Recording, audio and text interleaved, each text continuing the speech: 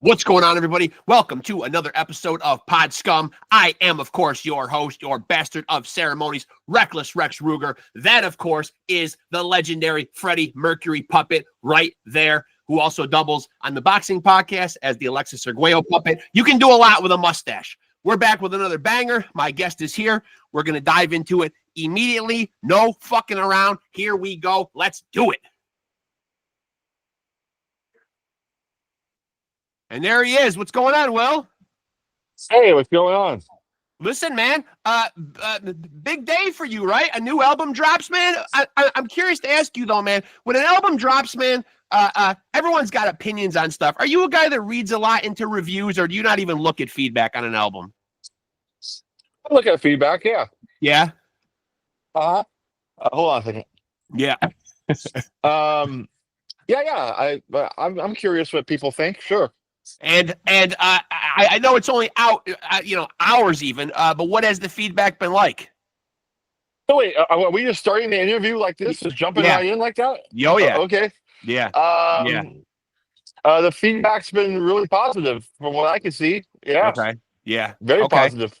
Now, I just want to jump in just because the album is out today, but usually I like to backtrack, man. You getting into music, man, did you grow up in a very musical household? Was it very prevalent? Yeah. My dad, he put out a record long time ago, like in the 50s. He put out an Irish folk album, 45 actually.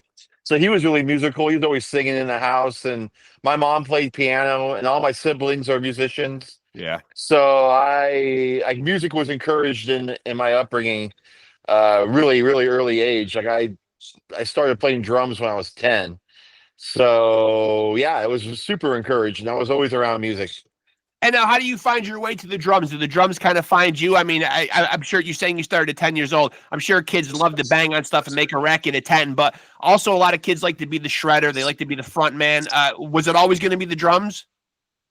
No, I wanted to be a lead singer or a guitar player because I wanted to be in the spotlight and be up front.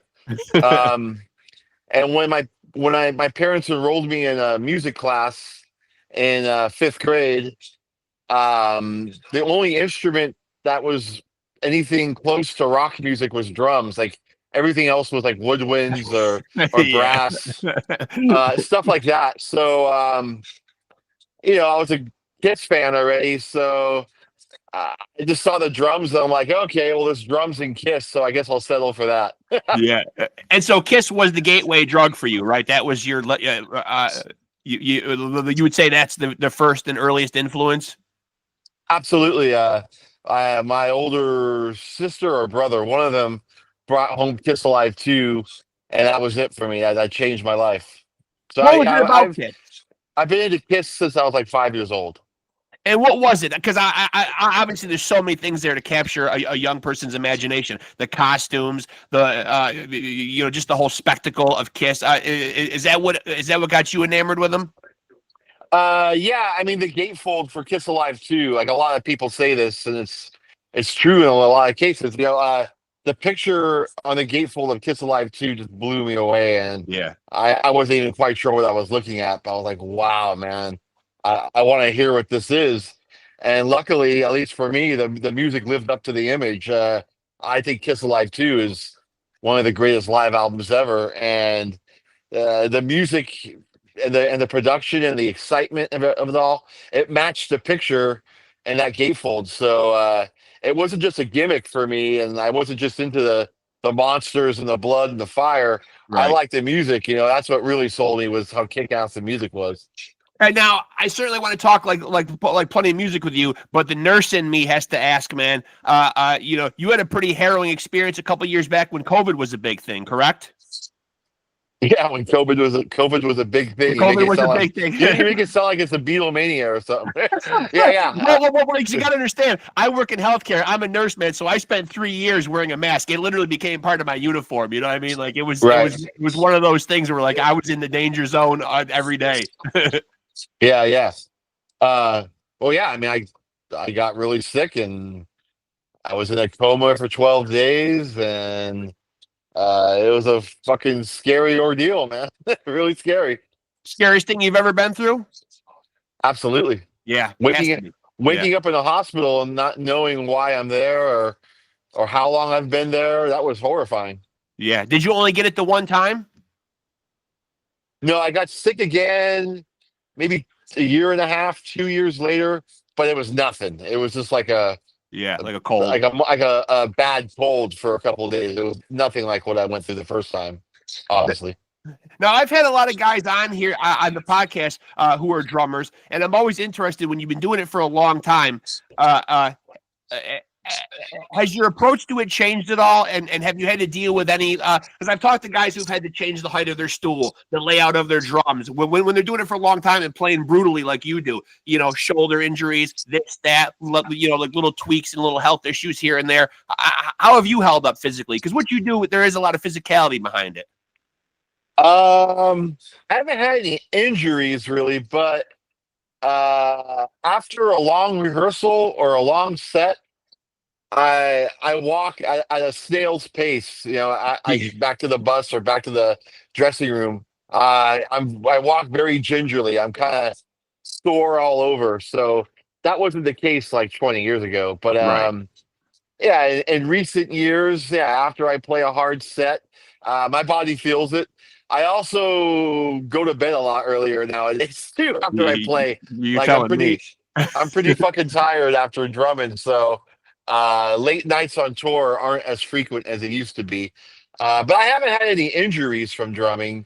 Um, and as far as sitting, I sit really fucking low, Yeah. and or I used to at least. Over the years, I've kind of raised it higher. It's not because of a comfort thing or anything like that. It's just because when I play these festivals or play overseas and I'm not using my kit or my stool, I have to play these stools that don't go as low as the one I have at home. I have Right. one that goes, I mean, like Tom Hunting tried to sit behind my drum set once and he fell over because he didn't realize how low I sat.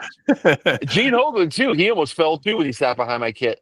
But so I at home I've adjusted my seat a little higher just to prepare myself for Yeah. the stools they have over in Europe or at a festival. 'Cause I have to sit much higher. And at first that took a lot getting used to, and it was difficult to pull off a full set sitting that high. But so yeah, I've had to raise it out of necessity, not because of comfort or anything like that. Now, obviously, you know, you're in Death Angel. Obviously, the Nefarious album dropped. But for people that don't know, are you involved in other musical projects? Are you a guy that likes to stay busy and immerse yourself in a lot of different projects? Oh yeah.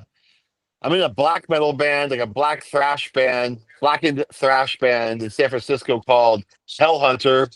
And we put out an album earlier this year, an EP earlier this year on my label. I have a label too. Um, so I have that, and I'm involved in a death metal project that's about to be announced to the world in a month or so, and that's really exciting. It's really cool stuff. It's like Benediction or Obituary or Bolt Thrower, kind of like mid tempo, halftime death metal, like knuckle dragging death metal. Yeah. There's a lot of guest musicians, a lot of guest death metal musicians from the Bay Area on it, and it's gonna make some waves. I think when it comes out, I play drums on like 9 of the 11 tracks, and I'm very involved in it. I help get a lot of the other people, like the guest vocalist and guest guitarist. I help get them involved in the project, and that's I can't really say too much more than that because Understood. it's not actually my project. This guy from San Jose, California, wrote all the music and came up with the idea, and then reached out to me, and then I helped him find other people. So I've gotten involved in it, but I can't really like announce it until he announces it. But that's something that's coming up, and it'll be coming out in a month or so, or at least being announced in a month or so, and that'll be coming out on my label as well. I have a label called Bleeding Priest Records, and it's a vinyl only label, and it focuses on Bay Area thrash and death metal, or black and thrash, or whatever you want to call it, just like heavy stuff from the Bay Area. Yeah. And I put out the Hellhunter album. The Nefarious album's coming out on my label, the vinyl, and the death metal project's going to be coming out. We're going to be putting out the new Trencher EP. Trencher's a thrash metal band from the East Bay, from Oakland, that are really killer. So I'm busy with that too. I'm also DJing at shows. Like tonight, I'm DJing a show at the DNA Lounge in San Francisco. It's a Kiss tribute night. So I'm gonna be DJing Kiss all night, only like deep tracks and B-side tracks. But so I got a lot going on. Yeah, I'm pretty fucking busy. And yet you're gonna convince us that you're going to bed early every night, huh? I try to. And so what does that entail, man? Like, what itch does that scratch for you going down and DJing, man? Do you just get joy out of spinning the records and watching the people sing along, enjoy the music? Absolutely. I enjoy like playing it really loud. I can't Yeah. play it too loud, at least not that loud at my home. Yeah, I just get a lot of fun out of watching people groove to the tunes, and I like to be in control of the music happening at an Yeah. event. So Oh, so you're that guy in the vehicle that commandeers the stereo all the time, all the time. all the time, or And at so a party or whatever, to people's chagrin sometimes. But yeah, and it pays pretty well, so it's a fun way to make some extra scratch. And so, what did you think, man? Backpedaling a little bit when you got into Death Angel, and it's crazy now, 2009. So you're going into your 16th year with these guys, man. But when Yeah. you had to learn all those songs, man, did it absolutely blow your mind? I'm sure you'd probably been a fan previous, but when you listen to the old stuff and think this is a 14, 15-year-old kid that was playing this shit, Andy Gallion was a beast. Yeah, absolutely. Yeah, I mean, I was a fan before, so it was surreal when I started jamming with him. Um, and playing those old songs is a blast, and some of it's really challenging, and I just try to do my best to replicate what he did, but also, throw my own flavor in there. I mean, I tend to do a lot more double bass than he does, so Yeah. I try to throw some double bass in some parts that didn't have it before, but for the most part, I try to keep it true to what he did. Yeah. And now, obviously, Death Angel, you guys are road dogs. You guys are out there touring a lot. As you get older, man, obviously touring is a big part of the business, but do you still enjoy it as much? And what's a comfortable itinerary? Like, what's a good number to go out and like not feel like you're missing your creature comforts? You want to be home. I'm sure after a certain amount of time out there. Do you guys discuss that? Oh yeah, we in the last couple of years we decided to scale down the length of tours. Like we were doing we used to do like 8 week, maybe 9 week tours, especially in Europe. That's pretty rough, and we Yeah. would do that. And then after the pandemic, I guess I don't know if it was a collective idea or how that came about, but I just remember the band deciding that we're going to do shorter tours, like 4 or 5 weeks, whether it's in Europe or the States, and I'm okay with that. Yeah. 8 weeks is a bit long, That's long. and maybe when I first joined the band, that was exciting, and maybe for the first 10 years, it was exciting. But after a while, I still love touring. Don't get me wrong, and the band still loves touring, but I think quality is better than quantity. Like Yeah. doing these 8 week tours of the U.S. That means you're playing some out places in the middle of nowhere. I'm not going to name any places because I Right. don't want Right. to offend anyone. But there's some places that we played repeatedly, and we're like, why the fuck do we keep doing this? Well, why are we back Like, here again? yeah. So and usually we play those places because just to fill up space between two major cities or two major hubs, we gotta fill in the gaps. We can't have multiple days off in a row. It's really expensive. So Right. Right. we play these shows just to make the tour stay afloat. But I guess we just decided instead of doing an 8 week tour, let's just do like a 4 or 5 week tour and play the spots that we see Death Angel the best.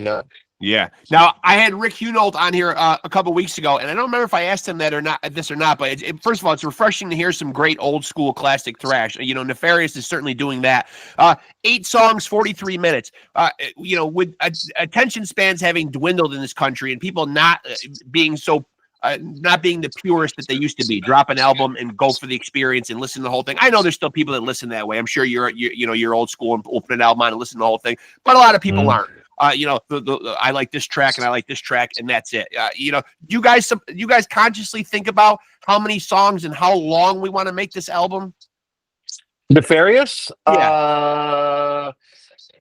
Yeah. I mean, is it deliberate when you say 8 songs, 43 minutes? Is that like, okay, Yes, it was deliberate. yeah, Not so much the length, but how many songs. We wanted to record 8 songs, yeah, and the way it was going with the writing, every song was over 5 minutes, so we knew right. it wasn't going to be like too short for a fan. Like sometimes you buy a record and the album is only like 29 minutes long. You feel maybe ripped off. So Yeah. we knew that wasn't going to be the case because every song was over 5 minutes. So we just thought 8 was a good number. But honestly, um, we were, excuse me, we were writing those last 2 songs uh, like up until like the last 2 weeks of recording. So Yeah. that's all you're going to get out of us at the time. You're squeezing the last drops out of the creative.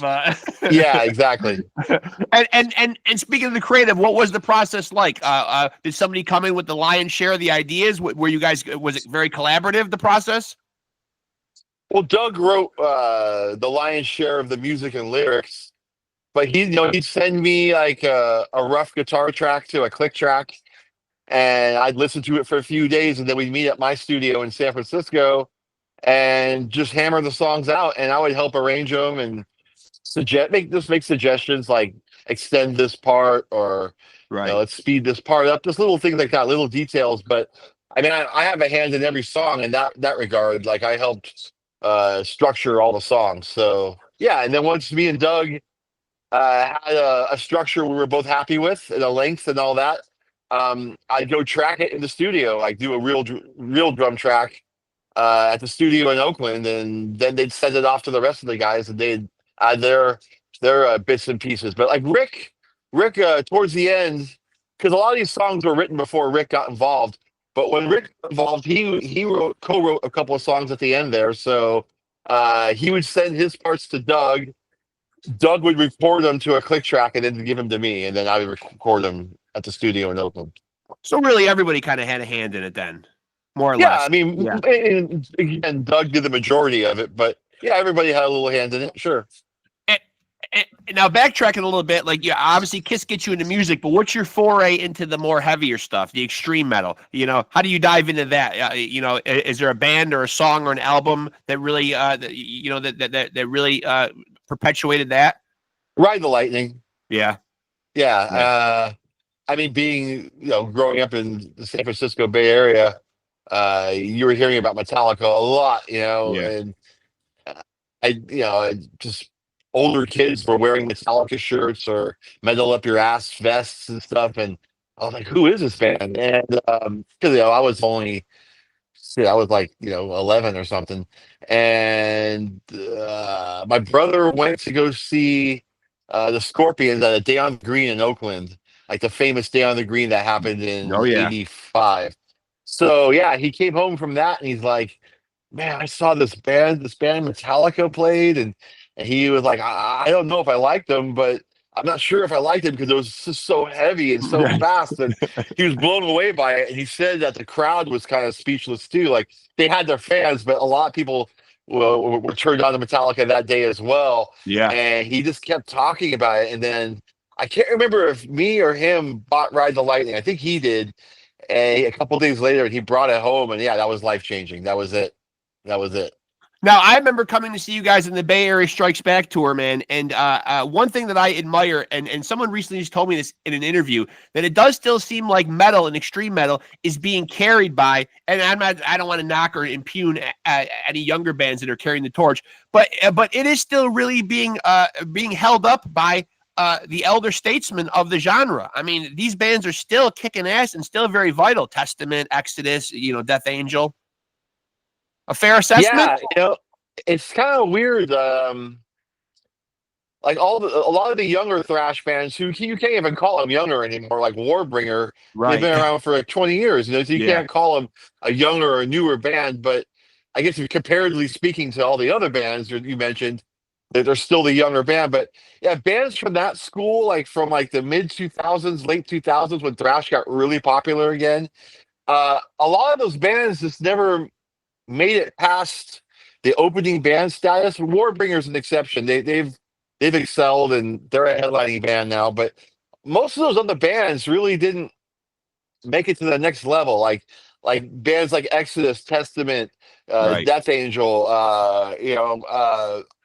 all those bands, even like Forbidden, and like they like they're like a headlining act. Like they would headline a package tour of the U.S. and there'd be four opening bands that are younger thrash bands who have been around for a long time, but just never seem to Right. make it to the next level. I'm not quite sure why that is, and people are still into hearing. I mean, I'm glad that this is the case, but they're still into hearing old Death Angel tunes and Dark Angel and like all these bands from the '80s are still doing really well, and that's cool. And I'm not quite sure why the next wave of thrash bands didn't really take on to a more successful level. I'm not sure why that is. Because the bands are killer. I just don't know why it is though. I think the thing with Death Angel, it's kind of cool, and I don't know, if this was their career strategy or what the behind the story was, but they obviously took a very long hiatus, so that kind of makes them an old young or a young old, right? Like they did shave off a lot of years there, like where they kind of stepped away for a while, correct?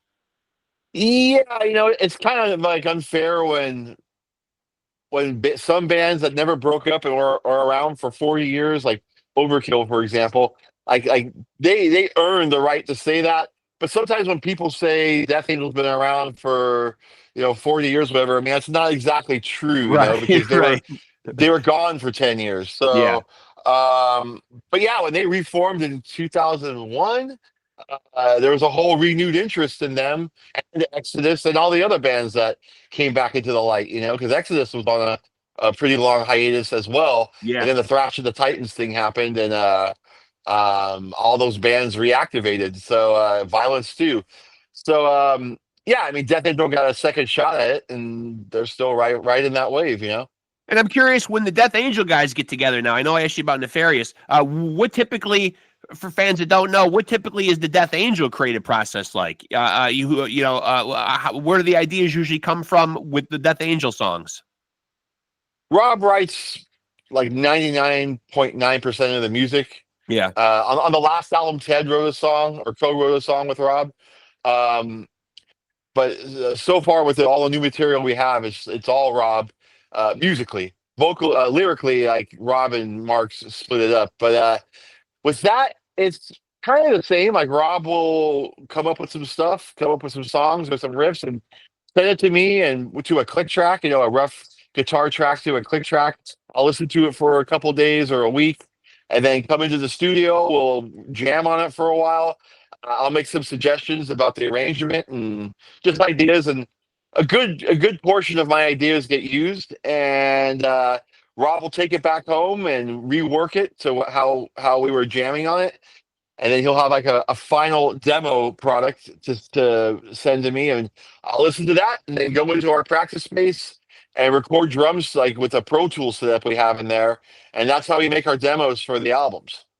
and now Humanicide was the last album. That was in 2019, right? That was the last, correct, the last full length album. So, Last album of new material, yeah. yeah, yeah. So, what is cooking, and what are you at liberty to say in terms of new music from Death Angel?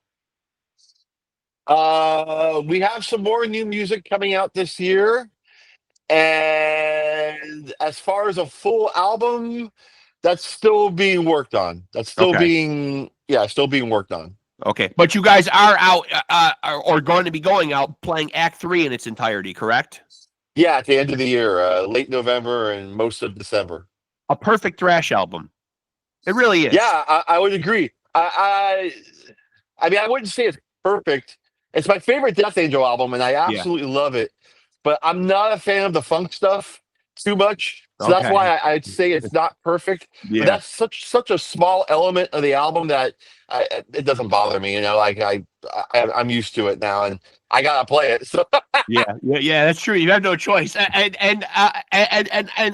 read where you're on record as saying though that you are even more of a death metal guy than a thrash guy. So you like your music even heavier than what you play. yeah, I listen to death metal a lot more than I do thrash metal, and more like my favorite bands tend to be more in the death metal realm than thrash metal realm. Um, I got into death metal when I heard Death Leprosy in Yeah. '88, and then I slowly got more into it. Um, by 1990, though, I completely switched from thrash to death metal, at least for my listening pleasure. And I haven't looked back. I mean, I'm definitely more of a death metal guy than a thrash metal guy. Not drumming wise, but just listening to music wise, you know.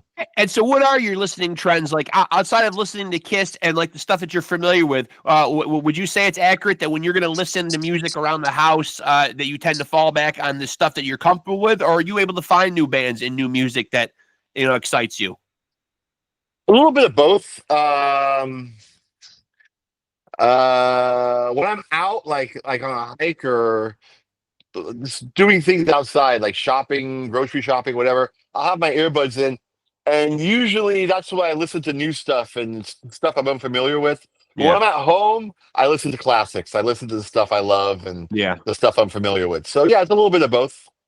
And you've also been on record is saying I saw this in an interview: Kiss, Star Wars, and D&D.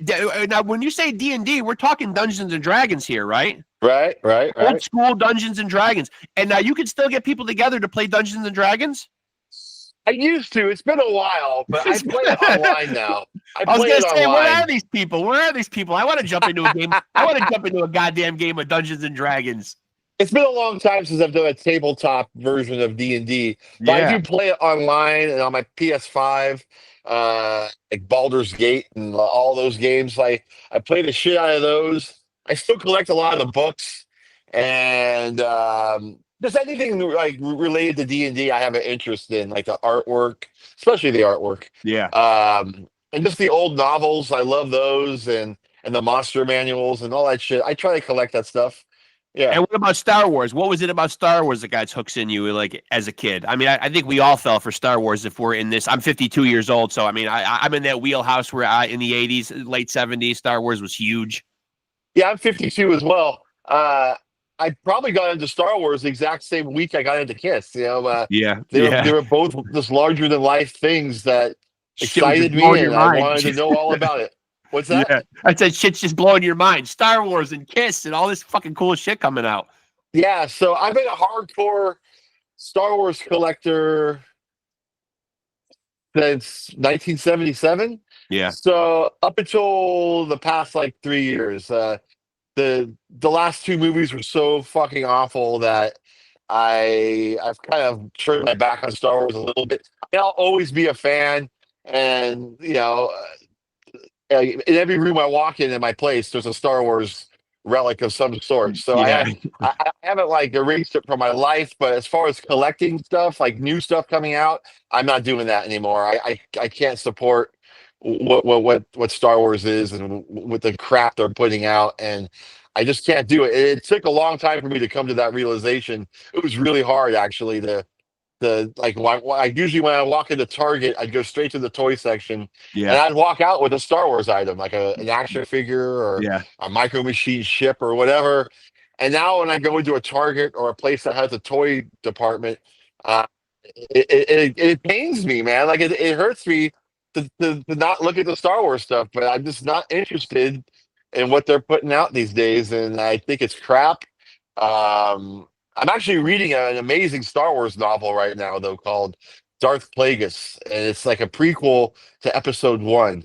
And people could hate on Episode One all they want. I love that movie. Yeah, me too. I love the prequel trilogy. I think they did a fantastic job. And that, and comparatively speaking, like a lot of people say, well, compared to the last three movies, the trilogy's not so bad. And that's very true. That's an understatement. But I Yeah, love those trilogy the first prequel trilogy movies. I love those movies before these last crappy movies came out. So, um, yeah, I've actually come to the realization that at some point I have to start selling my Star Wars collection because it's just massive. I mean, I've literally been collecting since '77, like regularly, like even when they weren't making Star Wars stuff in the '90s until like late '90s. I was still finding a way to collect Star Wars shit. well, So, I'd have to say, being the death metal fan, I'm sure Corpse Grinder would be happy to hear that you're shopping at Target, though.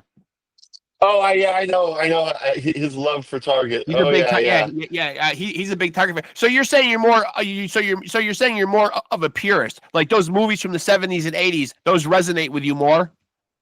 The '70s, '80s, and like I said, the prequels. Yeah, All six of those movies definitely resonated with me. I mean, these movies now don't resonate with me at all. So yeah, I do love Rogue One. Um, the Han Solo movie was crap. I thought it's yeah. really embarrassingly bad. And Force Awakens was pretty good. And some of the TV shows are okay, but the majority of it's crap as well. So, uh, yeah, nothing can compare to the first three: Empire, New Hope, Empire, and Return of the Jedi. Um, and I'm going to keep that stuff, but all the crap I've bought in the last like 20 years, I'm probably going to start selling on eBay. Although I've been saying that for a while, it's just hard to do. It's so hard to do, I mean, but I know I got to do it because I just I, had too much shit. but And obviously, I, but obviously, you've looked into it, right? There is value in this stuff, though. oh yeah, dude, I, Yeah. I I got a Star Wars collection that would I'd, I'd be able to go to Hawaii like 8 times with the, with Yeah, the because money. thank God, me and my wife both work in healthcare. We make a pretty good living because my wife is into and it's retro and it's definitely a girly thing, but she's into all the strawberry shortcake stuff. Oh yeah, okay, And I'm yeah, telling you, yeah. man, There's money in that too. big money in it. Yeah, If I were to sell my Star Wars collection, I could like put a down payment on a house. I'm yeah, pretty sure. So I do have that to fall back on because I have like every figure from the first trilogy, yeah. like with the weapons and not mint condition because they're not in the package, but I have everything from back then. So it's pretty good. But once I dropped out of Star Wars, I rekindled my love for comic books. So now Yeah. I'm a hardcore comic book collector. I've got a pretty good sized comic collection. I kicked myself in the ass, man, because in the '70s and '80s, I had all those action figures too. And you make a good point. I don't know if out of the box how much they would be worth, but they would still have to be worth something. Yeah. I mean, and I'm talking about like the original, when they first started making action figures for Star Wars. Yeah. I have all those, every single one from all three movies. I have close to every vehicle, every play set. Yeah. Like fucking the Ewok Village, and I have a pristine Ewok Village that's from 1985. Like I got it back then, and I was very careful with my toys. I wasn't one of those kids that like would throw the Millennium Falcon off of the roof or Yeah. whatever, like just fuck your toys up and use fireworks on them and shit. Like I never did that. I kept good care of them. The action figures are headless or missing an arm or Yeah, never, unheard of for me. unheard of. And so this might be a bit of a loaded question. You heaped a ton of praise on Metallica, but the Big Four, as we know it, metal fans that are watching this obviously know who the Big Four is or whatever. But if we wiped them off the planet and we had to start over with a new Big Four, and I'm going to put Death Angel in that group, you might be too humble to, but who would the other Big Four be? Definitely Exodus and Testament. Yeah. Um, And you guys very much belong there, so you might not name your own band, but Exodus should be number one, yes.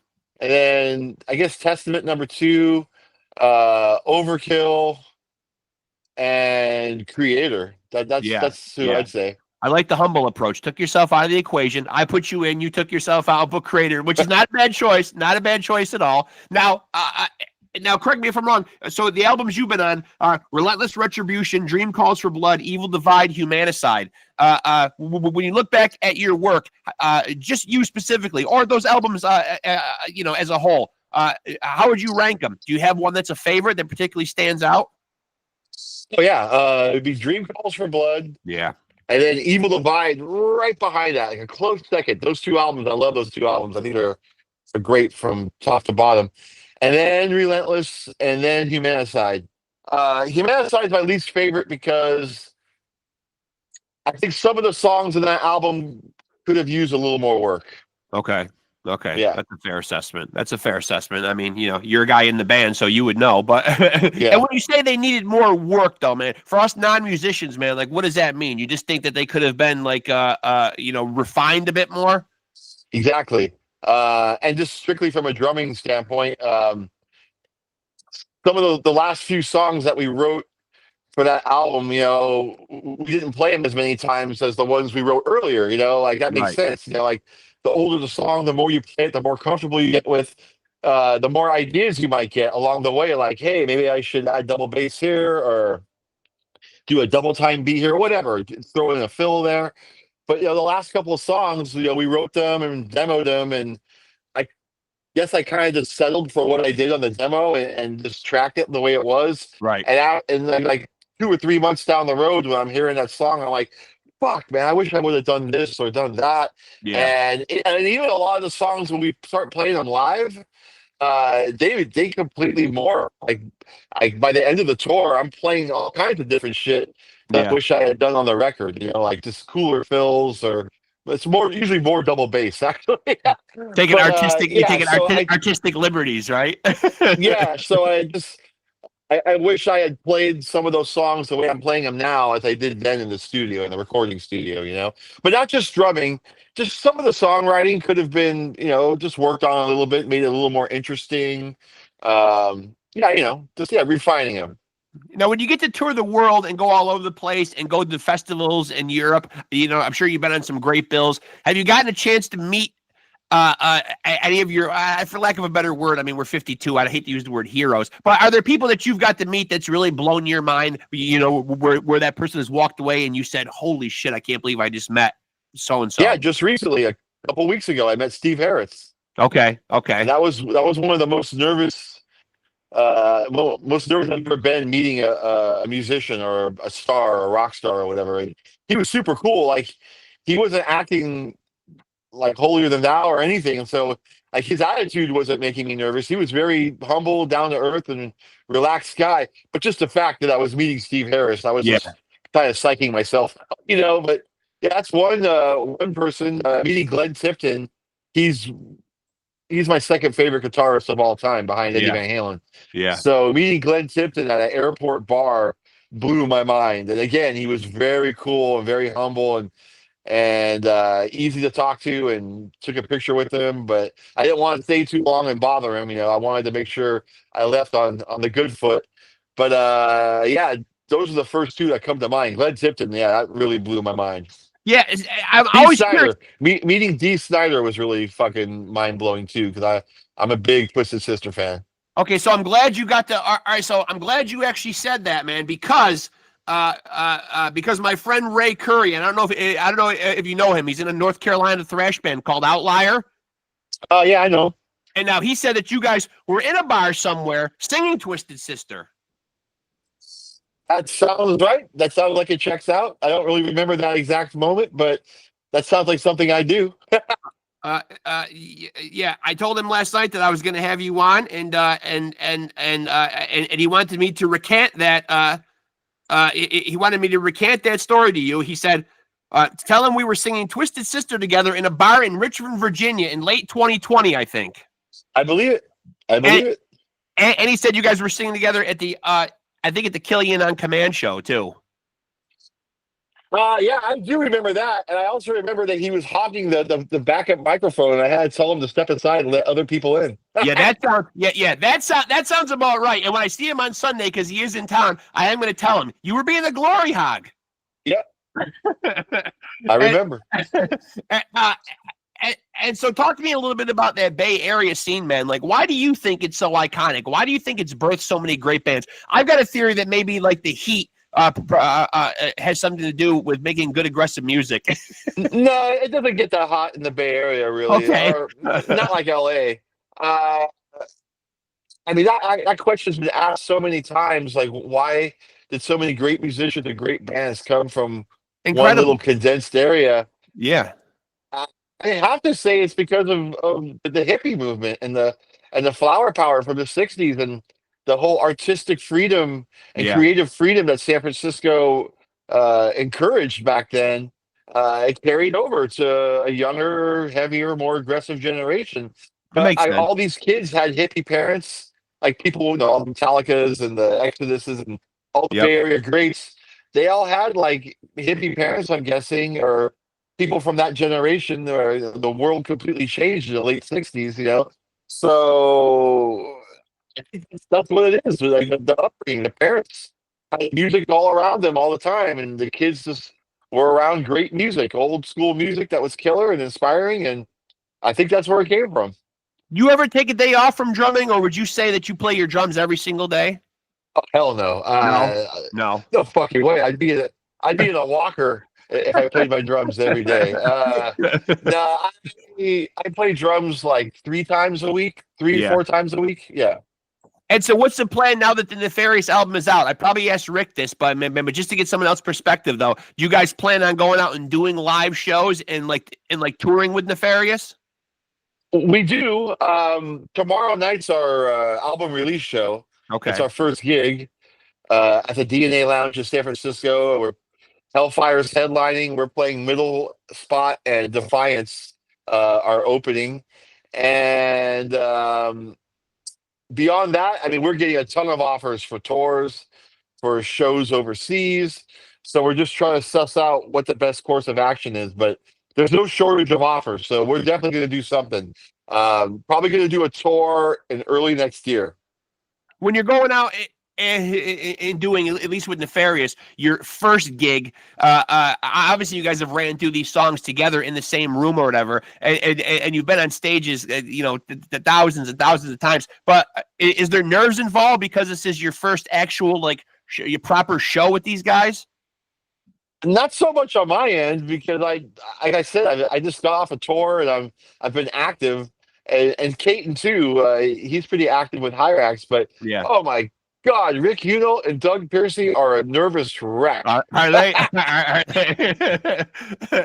See, because Rick comes Holy off so fuck. cool. See, because Rick comes off so cool. I mean, we segued into talking about boxing because I do a boxing podcast too. So at the end of our conversation, we talk boxing. Rick seems like he's pretty relaxed, but so the gig is up. No pun intended. Rick's nervous. Excited, man, might be the better word. I don't know if nervous is the right word, but those two guitarists, man, they are very excited and playing everything way too fucking fast. Yeah. At rehearsal yesterday, I'm like, guys, just take a deep breath, man, relax. We're already playing thrash metal. These songs are already fast. We don't need to speed them up, Right. They're already fast. So just like reel it back in a little. But I mean, they'll do fine. They're pros, but yeah, they're very, very excited. And would you say when you go out on tour right now, with Death Angel, where do you think Death Angel's legacy or place is amongst that great Bay Area scene? I know we talked about they took the 10 years off. You can't play devil's advocate. What would they have done in those 10 years? What albums did we miss out on? We have what we have or whatever, man, but they still have an amazing body of work. Where do they fit in there? We talked about Exodus. We talked about Testament. Obviously, the legendary Metallica. You can't take nothing away from them. Where's Death Angel fit in there? That's a hard question. Where does Death Angel fit in the Bay Area thrash community? Is that the question? Yeah. I mean, where's their place, man? Where do you think that they, for lack of a better word, I don't want to say rank. That seems like such a loaded thing, Well, I mean, it's going to be a biased answer, obviously, because I'm in the band. But I think Death Angel should be a hell of a lot bigger than they are. Yeah, and I mean, I'm not quite sure why that is. Like that, they haven't had more success. I mean, we're successful, but I think Death Angel should be much more successful and playing better spots on festivals, like better slots on festivals, and I agree. Bigger tours and everything. Like they've paid their dues and they've put out a long string of killer albums. Like before I was in the band and since I've been in the band. Like I'm not trying to sound like I'm patting myself on the back, but we're hard workers, man, and we've toured our asses off in the past 16 years since I've joined, and we've toured way more since I've joined than they did the first time around. I can't. I'm not even going to take the time to figure out why they're not more successful than they are. But whatever. I think the band should be further along, and it's not because of lack of hard work on our end, so. What Yeah, I about the think lineup? What about the lineup? Where does the lineup rank right now? Because you do see a lot of revolving door changing of memberships in the extreme metal world. You see it in a lot of punk hardcore bands. You see it in a lot of metal bands. You guys all seem like you're kind of rowing in the same direction. This seems like it's been a good, stable lineup for a long time. And talk to me a little bit about the other guys, in the band and like what they bring to the table. I mean, I well, think Mark. I think for me, Mark is like upper echelon vocalist. Amazing. yeah. Well, let's start with Rob. I mean, Rob's the team leader, the captain, Yep. and he writes, like I said, 99.9% of the music. So Yep. he really brings everything. Yeah. Yeah. Like there's no Rob, there's no Death Angel. Right. So that's the be all end all, really. And Mark, Mark's an amazing front man and has got a killer vocal range and great energy, and people love him. So he's definitely the face of Death Angel, and what a face it is. Yeah. Yeah. What a face it is. Yeah. Yeah. He's And held up well over the years. yeah, yeah. Ted, rock solid rhythm guitarist, and he does a lot of extra stuff behind the scenes that a lot of people may not realize. And he's kind of like the de facto band manager. He's not the official band manager. We have a Right. management, but when there's things that management don't want to deal with, Ted's the one who deals with it. So Right. he Yeah. he's very valuable in numerous ways. And then Damien and I have a great symbiotic musical relationship. I would put him and I up against any rhythm section in the thrash metal game. I think we're a very unique rhythm section, and he's an incredible bass player. He's got a good ear. He picks things up really quick. He knows how I play. I mean, him and I have been playing together way before Death Angel. Yeah. Him and I were in a band called Scarecrow, like a total Metallica worship, like Injustice for All era Yeah. worship thrash metal band with Matt Harvey from Exhumed. And Okay. that's actually his band. And he recruited Damien and I. And he knew Damien and I from a Merciful Fate tribute band we had before Scarecrow called Hail Satan. That's how I met Damien. He joined my Merciful Fate tribute band, and we hit it off musically. And then from there, we joined Scarecrow together, and then from there, we joined Death Angel together. So him and I have a crazy long musical history, and that's why our the rhythm section is so solid. And like I said, I'd put us up against any other thrash band's rhythm section. Do you feel like you've been drumming for a long time, but obviously when you do anything, and you get your hours in and your time under your belt, you're going to get better at stuff. But do you still feel like on the drums there's still new layers that you're learning? Absolutely. I mean, Yeah. oh yeah. I mean, the the shit I don't know on the drums could fill a warehouse. But what does that mean to us, like non-musicians, though, man? Like, what's something that you look at the drums and say, "Geez, I want to get better at this component of drum playing." Like jazz technique, Okay. that's pretty lacking in my playing, and I'd love Yeah. to expand on that big time because that really helps with drum fills and spicing up drum fills and making fills a little bit more interesting instead Yeah. of your average metal. Like Right. Right. just doing Right. little tastier chops and more subtlety. Like my drumming's not very subtle either. So yeah, subtlety and more jazz technique. Um, Learning variations of blast beats. I mean, I don't really do blast beats that much. Although the latest Death Angel song, "Wrath Bring Fire," I do a short little blast beat in that one. But I'd like to expand on that a little bit and maybe add that to my repertoire. Um, and yeah, maybe those two things especially, like jazzier technique and blast beats are the two things I'd like to, or I do try to work on. And now, obviously, being a huge Kiss fan, I probably don't have to tell you. And this has happened. This does irk me to a certain extent. A lot of these older bands have gotten a lot of guff on YouTube, for not being what they were 40 years ago and being able to replicate that in concert. You know what I mean? Like when you see that kind of stuff as a live musician yourself, you go to these shows, you see these legendary acts that are in their 60s and in their 70s. Are they allowed a free pass? Like if they have to use, and I'm not a musician myself, but like, I hear these terms, they're playing to a track, what I mean? They're piping in extra stuff, or, obviously we can't do what we did for 30, 40 years ago. Is it acceptable? Is it okay? No. Okay. I think bands should know when to call it a day. Musicians and bands should call it quits when they can't do it truthfully or honestly. If they need like assistance from pre-recorded tracks or ghost musicians backstage or ghost vocalists, and that's when you call it a day. I mean, Kiss, for example. Kiss should have called it a day like 15 years ago. Once Paul Stanley's voice started faltering, that's it. It's fucking over. Well, they are calling it a day. They're calling it a day. They're just on their 15-year farewell tour.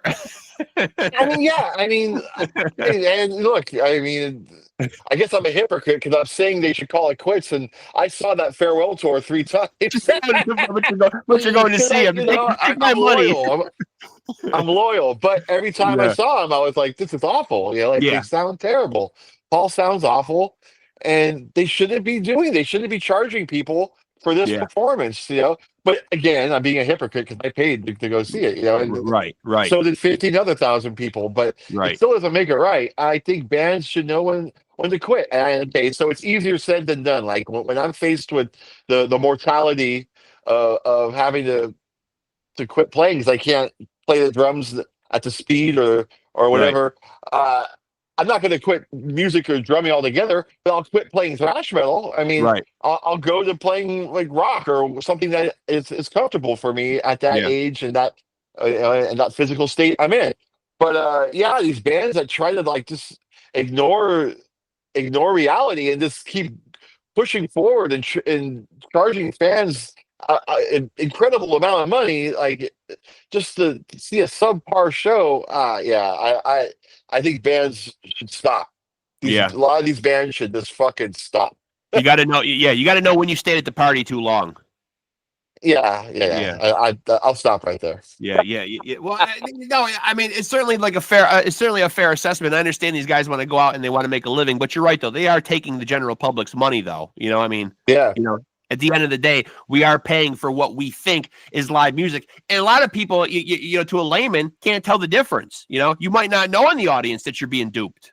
Oh my God. Like the last time I saw Kiss, I heard people like a couple of seats over from me saying, "Wow, Peter Chris sounds really good tonight." And it's like, fucking Peter. It's amazing like how many people don't know what's up when they go see a band. They just want to say they saw Kiss. They want the T-shirt. They want to say, "Hey, I saw Kiss," but they really don't know anything about the band or what's going on with the band currently. And I'm just using Kiss as an example. I mean, but that's the best example though, because it is the best example, and I didn't want to just point the ugly stick at them because I have seen other bands getting beat up for it. Motley Crue. A lot of these bands that have been doing it for years and years, and me not being a musician myself, I just read these comments, and it does seem like everybody nowadays is taking video on YouTube to go home and be a music critic. And run bands down, and it isn't really like a responsible comparison to say you can't do what you did 40 years ago because who the hell can? But in that same respect, you're right. You shouldn't be going out and saying, "Hey, listen, we're going to play live and we can still deliver the goods," and then really not be able to. I mean, like just going out gracefully is an antiquated notion. It is. Just no one quit, man. I especially like with a lot of these, well, not a lot of them, but some of these bands have made enough money to live on for the rest of their lives. It's not like a money thing. Like you're comfortable. But I get it. Like you've been doing it your whole life. You love doing it. And how can you just turn away from it? And it's hard to call it quits. But there's got to be someone in your circle of friends or someone that you like respect their opinion saying, "Oh man, like you can't sing like you used to," or like it's not sounding good. So I think a lot of these guys are just or these musicians are surrounding themselves with yes people and that's what it is. Totally insulated, so. And now, what do you see are the big differences now? Talk to me in 10 years when I'm 62, and I'll see how how I'm Right. dealing with not Right. playing thrash metal anymore. Yeah. Remember that guy from Death Angel that used to be able to play the double bass? Yeah. What happens to all of us, man? I mean, I mean, Father Time always wins in the end. He just does. I mean, what are you gonna You do? know, who I respect is Ken Owen from Carcass, the original drummer for Carcass. Yeah. He played on the first like 5 albums, and then they split up for a while, and then they came back in the 2010s, and he said, "Look, guys, I can't play that stuff the way I used to." So Right. I respect the shit out of that. Like Yeah. Yeah. he bowed out, and they got a new guy who's fantastic, and I just a lot of people should follow that example. Even the more mainstream. I don't know if they'll come back or not, but even Steven Tyler said, "Hey, man, my voice is shot. I can't sing. We're not going to go out and take your money." I respect That's that. respectable as well too. Yeah. Absolutely. And now you go on tour here in the States and in Europe, man. Like, what do you see as the biggest glaring differences between European audiences and American audiences? Well, just heavy metal in general is just accepted as a part of normal life in Europe, Yeah. and that's not the case here. Yeah. That's the biggest difference. Yeah. Now, do you enjoy one over the other? I enjoy the audiences in Europe more because there's just more of them. Like the crowds are bigger, the Yeah. shows are bigger, Yeah. there's better attendance. But as far as just touring, like the landscape and the terrain, I enjoy touring the states more. I love the variation this country has from Yeah. state to state, like from desert to mountains, Yeah. to snowy caps and everything in between. So I do love roaming across this country. It's a lot of fun. A lot of fun. I thought you were going to break into a rendition of America the Beautiful there for a minute. I know it sounded like it. I thought it was coming. I love these mountains and these. Yeah. uh, uh, all right, so to recap, man, we got new Nefarious dropped today. Is it safe to say? Just for something for the fans to grab onto, maybe new Death Angel in 2026? Yes, safe to assume that. Okay, that's a safe bet. And Death Angel performing Act 3. That tour starts when? Late November. The first show is Thanksgiving, either Thanksgiving Day or the day after Thanksgiving in Denver, Colorado, and that tour is about 3.5 weeks long. It's not too long. Yeah. And then it ends here in San Francisco with our 2 Christmas shows. Yep. At the Fillmore in San Francisco. Yeah. And so, what do you got to do, like when you go out, like and do that, and do that album? Like, how do you prep for it? Is it a lot of throwing the album on and listening to it and playing along with it? That and yeah, exactly. Yeah. I mean, you feel like you got a good grasp of that album? Oh yeah, I mean, yeah. Well, I mean, in the past 16 years, we've played most of that album live, like on different tours, different shows. There's only 3 songs on that album that we haven't at this lineup hasn't performed live. Room with a View, Discontinued, and Stagnant. So those are the 3 songs that are getting the most work on, most attention right now. But even so, I mean, that album's burned in my memory. Like I love that record, so I know those songs by heart, more or less. So yeah, I mean, it doesn't take too much listening to because I'm already really familiar with them. But yeah, those 3 songs in particular, though, are taking extra care. And now I know I asked you the albums that you played on, man, but do you have a specific favorite Death Angel album overall? Would you say that it's Act 3? Yeah, Act 3. Okay. And so where do you stand on the ones that you didn't play on? Are you a fan of like the Ultraviolence, Frolic Through the Park? I mean, like, where do you stand on those? The Ultraviolence is incredible. Amazing. Yeah. Frolic Through the Park, that's a difficult album to get through for me. There's plenty to like, but there's also some stuff I just don't really dig, man. Like it's a wacky album. I mean, I think the good outweighs the bad, but there is definitely some stuff in there that I could live without. Yeah. And the production's kind of weird. I think the production on Ultraviolence is better, like just more ballsy and Mark's vocals on Frolic Through the Park are kind of weird as well, and he'll be the first one to tell you. He Yeah. hates his vocals on that album, and he doesn't like that album at all. I wouldn't go that far to say I hate anything, but yeah, that's a difficult album to sit through all the way. Um, and then the other two albums that came out in the 2000s, Killing Season. I think Killing Season's a killer, Yeah. solid, fucking like hard rock album. Yeah. I joined the band on that tour cycle at the end of that tour cycle. Yeah. So I feel like that album, I'm kind of a part of that album a little bit because I was a part of the tour and we were playing a bunch of songs from that album when I joined. Right. So I really dig that album. Even though the production might be a little too bass heavy, a little muddy, it still feels good. It's a good album. The only Death Angel album I guess I could say I don't like is The Art of Dying. That album just And uh that's, and that's the album when they came back from the hiatus, correct? That was the first one back from the hiatus. and there's just great songs on there. Like "Thrown to the Wolves" was one of the best Death Angel songs of Yeah. all time, and Yep. I don't think we've ever played a show since I've been in the band where we haven't played that song. Right. I think that's the most played song of all Death Angel songs since I've been in the band, and it's rightfully so. It's a crushing fucking song. Yeah. And Devil Incarnate is another amazing killer track. And there's a few other cool tunes, but that album lacks direction. Like there's just too many cooks in the kitchen. Like Yeah. too many people writing their own songs and writing this and that, and too many different styles from one song to the next, and it's not unified, you know. And because of that, there's songs that shouldn't have made it to the album. I think like they should have there should have been more quality control with some of Yeah. the songs on that record. Yeah. So because of that, that's my least favorite Death Angel album. I shouldn't say I don't like the album because there are two fucking amazing songs and a couple other really cool tunes like "Thicker Than Blood School." But yeah, I never reach for that album when I want to listen to a Death Angel album. That's definitely at the bottom of my list. Now, do you feel like that's what you offer to the band sometimes, man? Will you throw in, as you put it, quality control? Sure, why not? Yeah. Yeah. You know, I mean, to speak up and say something like, you know, because I know like maybe Rob and Mark are obviously the elder statesmen, you know what I mean? Like that's been like their band for the longest time. But do you feel comfortable in that role of like being able to speak up now after being in the band 16 years and saying, hey guys, I don't know that this is, you know, how we want this to sound. Absolutely. Yes, Absolutely. Yeah. Rob hears me out always, you know, and Yeah.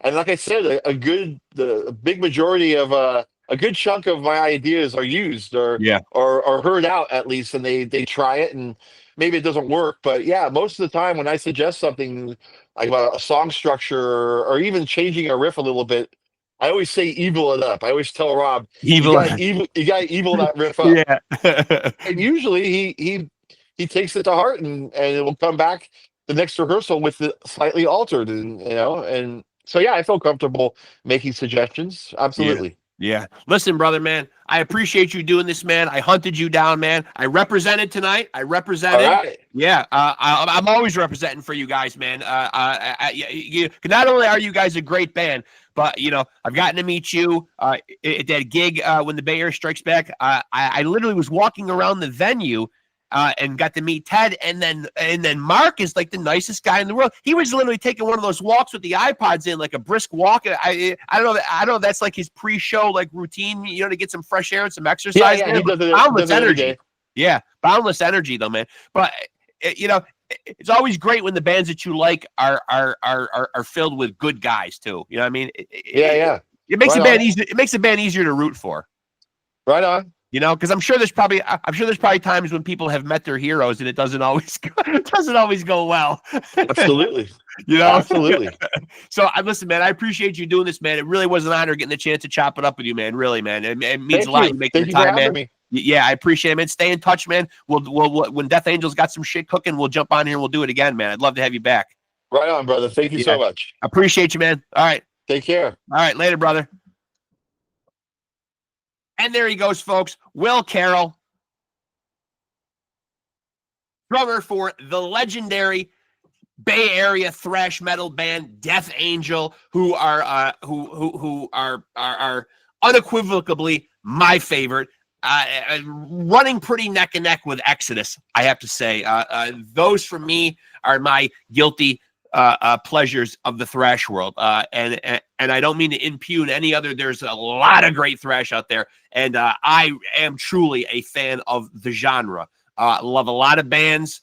But Death Angel is really not only a band that puts out great music, a great vocalist, great musicians, but also, as I said at the tail end of the interview there, great guys. I've gotten a chance now to meet Will. I got a chance briefly to interact with Ted a little bit before I saw them down in Albany, New York. Got a chance to get a picture with him, a picture with Mark. Just awesome guys. And as I said to Will, does make it easy to root for awesome guys like that. And now Will is also in the band Nefarious. Their new album, Addicted to Power, dropped today. Well, this episode will probably be up tomorrow, but at the time of this recording, it is July 18th.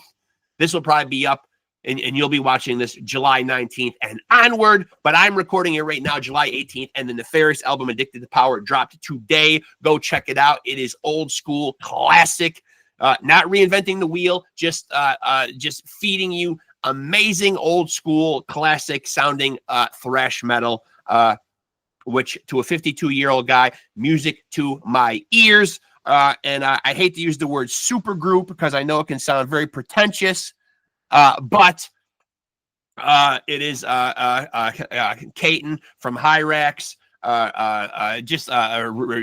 Will from Death Angel, Rick Huno, formerly of X's, amazing players, and they have put out an amazing album, 8 songs, 43 minutes. It's trim, it's lean, it's mean, it is fucking absolutely all killer, no filler. Got a chance to listen to it all the way through a couple times today, so super excited for those guys, man. They have a great album on their hands, and of course, whenever we do get new music from Death Angel, come on, it's a given. It's gonna be fucking killer, man. Will back there holding it down on the kit.